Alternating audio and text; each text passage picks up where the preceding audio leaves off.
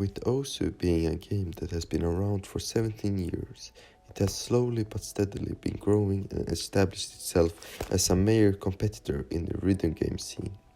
With tens of thousands of players playing the game every day and new players joining every day, it's safe to assume the game won't die anytime soon.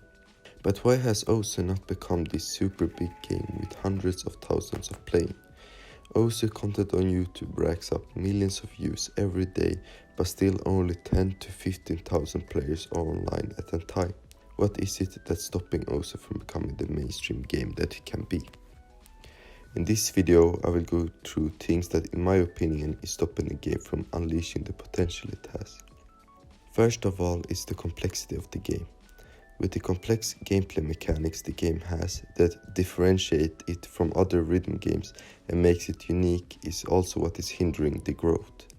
It takes time to learn how to play, and the maps at start is not very beginner friendly in my opinion. If there were multiple beginner friendly maps already downloaded with the game and also some sort of training ground where you can practice different skill sets such as jumps, sliders, corner jumps, bursts, streaming, etc., while also modifying the speed of it so it matches the pace you want to learn at, it will help new players stay interested with the game.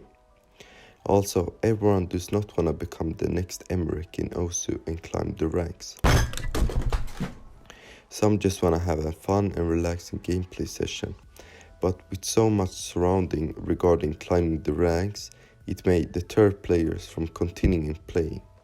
If PePe was able to add in some sort of option where you could choose what type of maps you want, such as slow jump maps or fast tech maps, it would be easier to search through the wide variety of beat maps there is. These casual players also want to be able to have fun and play with friends.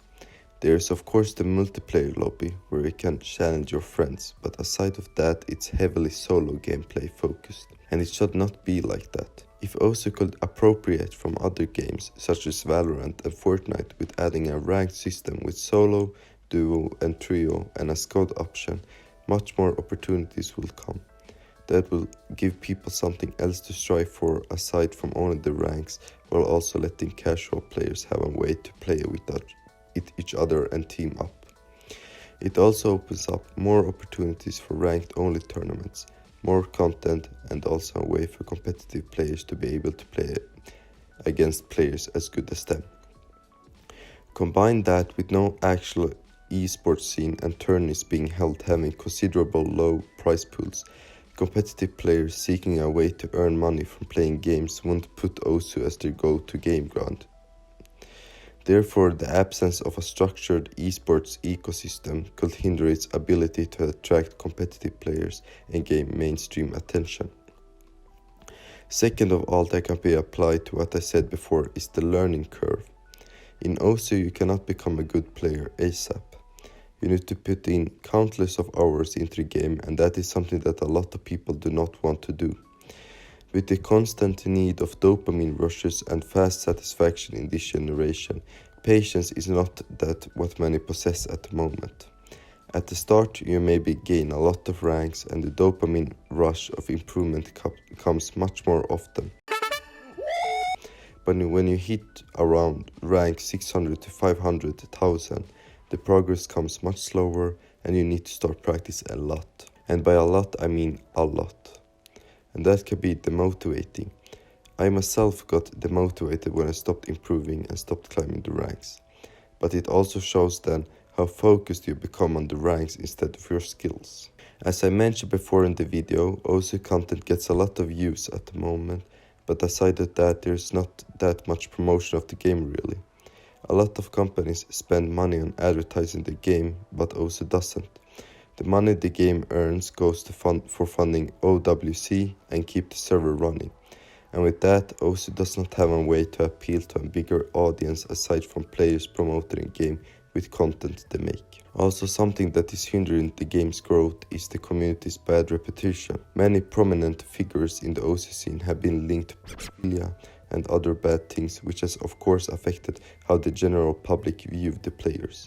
If you combine that with constant drama that is happening and gaining a lot of attention, many people can get a bad impression of the community. The music that is able to be used in beatmaps are also not often the big ones you maybe hear on the radio or the ones topping the Spotify top 50. That is because Osu does not have a license to use the music. With that, new players won't always like the songs that are being used in beatmaps. The songs used are very niche and not that mainstream. With the mention of niche, we can conclude the last reason on why Osu cannot become mainstream is the lack of appeal for many. Osu is a rhythm game that requires a specific skill set and often an interest in rhythm games. This niche appeal means it may not attract as broad as an audience as more mainstream genres like first-person shooters or sports games. And if you compare the big games, they have a lot of variety in them, while Osu only has 4 game modes at the moment.